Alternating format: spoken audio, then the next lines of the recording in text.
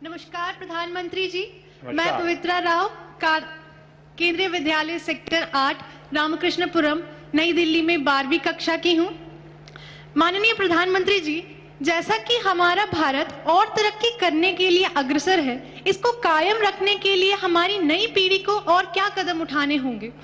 आपके मार्गदर्शन से भारत स्वच्छ तो हुआ ही है, और आने वाली पीढ़ी इसके पर्यावरण संरक्षण में और क्या योगदान दे? कृपया मार्गदर्शन करें। धन्यवाद सर। थैंक यू पवित्रा। मान्यवर, नई दिल्ली से 11वीं कक्षा के छात्र चैतन्य लेले अपने मन में उठने वाले इसी प्रकार के एक अन्य प्रश्न का समाधान चाहते हैं। चैतन्य, कृपया अपना प्रश्न पूछिए। प्रणाम माननीय प्रधानमंत्री जी, मेरा नाम चैतन्य है। मैं कक्षा 11वीं का डीएवी विद्यालय का छात्र हूँ।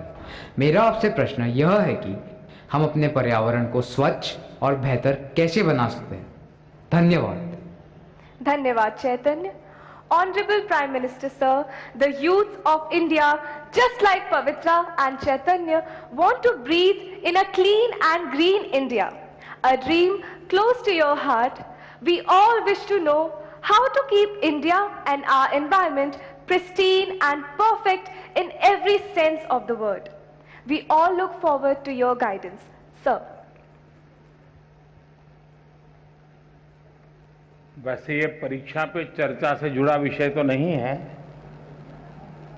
लेकिन जैसे परीक्षा के लिए अच्छा एनवायरनमेंट चाहिए, वैसे पृथ्वी को भी एक अच्छे एनवायरनमेंट की जरूरत होती है।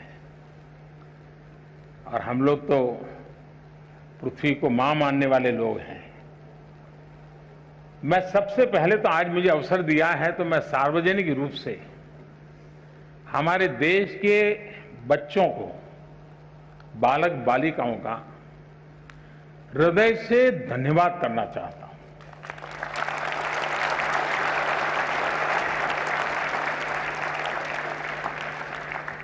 और मैं अनुभव करता हूं कि मैं प्रधानमंत्री बनने के बाद पहली बार जब 15 अगस्त को लाल किले से भाषण कर रहा था, तो मेरे भाषण के बाद ज्यादातर लोगों ने सवालिया निशान लगा डाले थे कि ठीक है, मोदी जी ने कह तो दिया, लेकिन हो सकता है क्या? और उस समय मैंने स्वच्छता की बात कही थी। थोड़ा ये भी अचरज था कि देश का प्रधानमंत्री, ये तो जगह ऐसी है कि वहां स्पेस की बात करनी चाहिए, विदेश नीति की बात करनी चाहिए, सैन्य शक्ति की बात करनी चाहिए। ये आदमी कैसा है, स्वच्छता की बात कर रहा है? कईयों को आश्चर्य हुआ था। लेकिन जो भी आशंकाएं व्यक्त की गई थी, उन सबको गलत सिद्ध करने का काम अगर किसी ने किया हो, या स्वच्छता के मेरे भावना को चार चांद लगाने का अगर किसी ने काम किया हो, तो वो मेरे देश के बालक बालिकाओं ने किया है।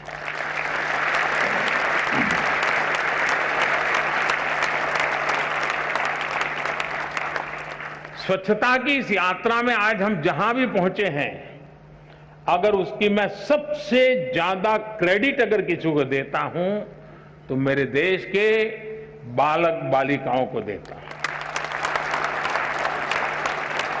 मैंने ऐसे सैकड़ों प्रसंग सुने हैं जहां 5-5, 6-6 साल के बच्चों ने अपने दादा दादी नाना नानी को टोका है दिन में 10 बार कि इधर मत डालो, मोदी जी ने मना किया है, इधर मत फेंको, मोदी जी को अच्छा नहीं लगेगा।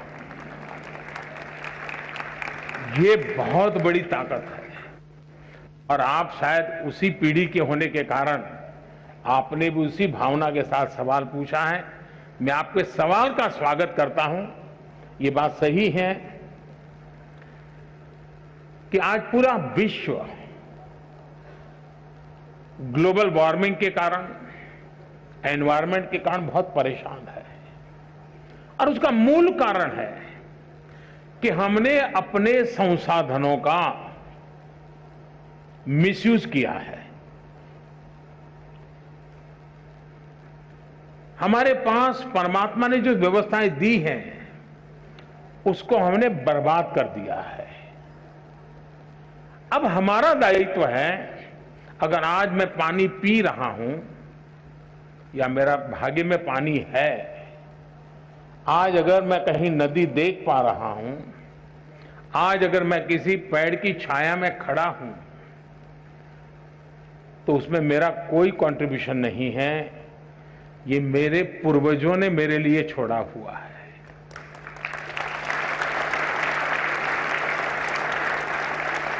जिस चीज को आज मैं उपभोग कर रहा हूं, वो मेरे पूर्वजों ने मेरे लिए दिया है। क्या मेरे बाद की पीढ़ी को मुझे भी कुछ देना चाहिए कि नहीं देना चाहिए?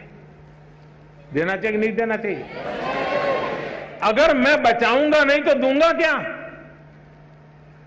और इसलिए जैसे हमारे पूर्वजों ने हमें दिया, उनका ऋण स्वीकार करने के लिए और हमारी आगे की पीढ़ी को देने के लिए जिम्मेवारी स्वीकार करते हुए हमने अपना दायित्व निभाना चाहिए।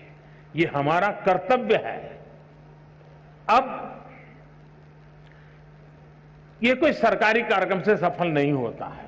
जैसे मान लीजिए मैं कहता हूं कि भाई सिंगल यूज प्लास्टिक, इससे बचना चाहिए, लेकिन हमारे ही परिवार में भाषण भी हम करते हो सिंगल यूज प्लास्टिक से बचना चाहिए, लेकिन शादी का कार्ड अगर हम किसी ना का आता है, घर में देखते हैं तो उस पर एक प्लास्टिक का बहुत सुंदर रैपर करके आता है, हम निकाल करके फेंक देते हैं।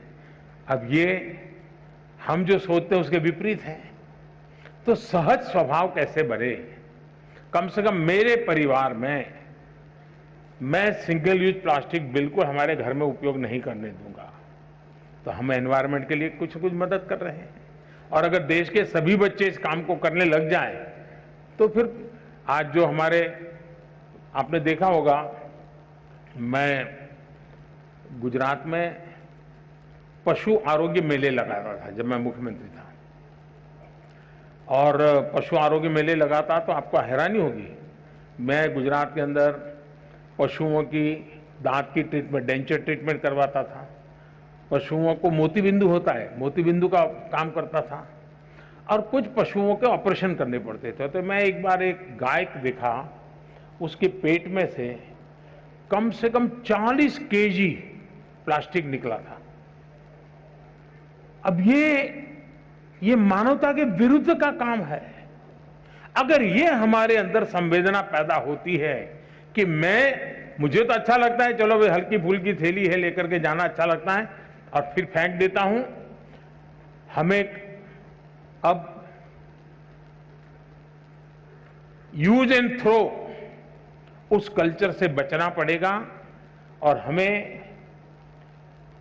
रीयूज, रिसाइकल, और ये भारत में कोई नयापन नहीं है, ये हमारे यहाँ तो सालों से परिवार में आदत रही हुई है। हम जितना ज्यादा संसाधनों का उपयोग करेंगे, हम पर्यावरण को बर्बाद करेंगे।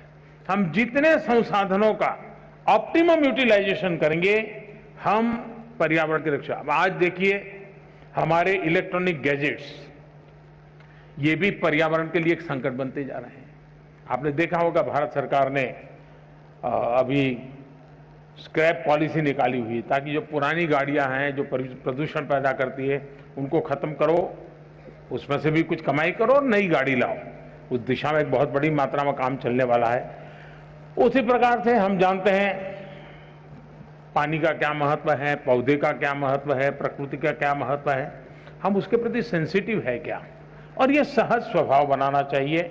अगर ये स्वभाव बनना है, आपने देखा होगा COP26 में मैंने एक विषय रखा था, यूके में कॉन्फ्रेंस हुई थी दुनिया की, और मैंने कहा था उसमें कि लाइफस्टाइल इज ए प्रॉब्लम। हमारी जो लाइफस्टाइल है, और इसलिए कहा कि एक मिशन लाइफ की आवश्यकता है, और मैंने मिशन लाइफ के लिए वहां शब्द तय किया था कि lifestyle for environment, life, LIFE।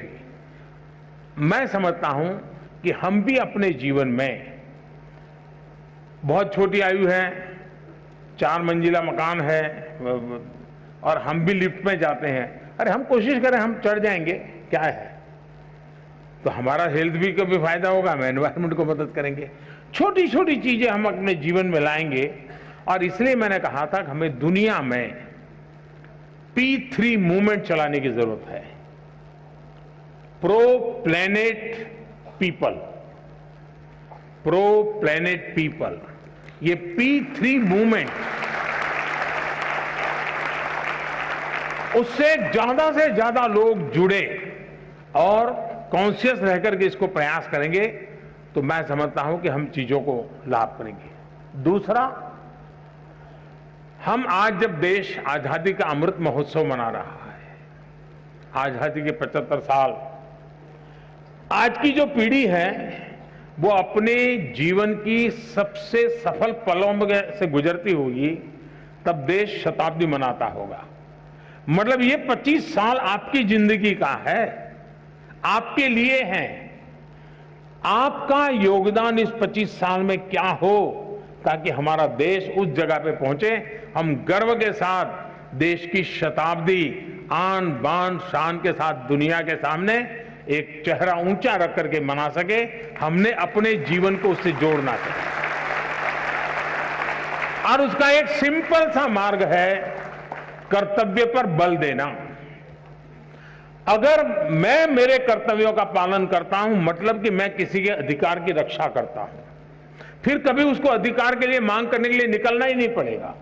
आज समस्या ये है कि हम कर्तव्यों का पालन नहीं करते हैं, इसलिए अधिकार के लिए उसको लड़ना पड़ता है। हमारे देश में किसी को अपने अधिकारों के लिए लड़ना न पड़े, ये हमारा कर्तव्य है और उस कर्तव्य का उपाय भी हमारा कर्तव्यों का पालन है। अगर हम कर्तव्यों का पालन करते हैं, हमारे लिए जो जिम्मेवारियां हैं उसको पूरा करते हैं। अब देखिए, हमारे देश ने, पूरे दुनिया के लोग, हमारे यहां तो इन चीजों की चर्चा करते हैं तो लोगों को डर लगता है कहीं मोदी के खाते में हो जाएगा, मोदी का जय जयकार हो जाएगा, इसलिए जरा संकोच करते हैं इसका जय जयकार करने में। लेकिन जो हमारे यहाँ वैक्सीनेशन हुआ है, उसमें भी जब मैंने स्कूली बच्चों के लिए वैक्सीनेशन शुरू किया और जिस तेजी से हमारे देश में बच्चों ने दौड़ दौड़ करके वैक्सीन ले लिया, ये अपने आप में बहुत बड़ी घटना है। आप सबका वैक्सीनेशन हो गया है? हाथ ऊपर करिए, हाथ ऊपर करिए। सबका वैक्सीनेशन हो गया?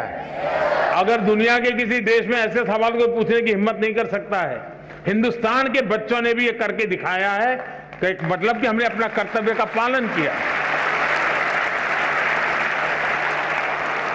ये कर्तव्य का पालन भारत की आन बान शान बढ़ाने का कारण बन गया है। उसी प्रकार से हमारे देश को आगे बढ़ाना हो, प्रकृति की रक्षा करनी हो, पर्यावरण की रक्षा करनी हो, तो मुझे पक्का विश्वास है कि हम अपने कर्तव्य को सजगता रूप अगर लगाएंगे, काम करेंगे, तो हम इच्छित परिणाम प्राप्त कर सकते हैं।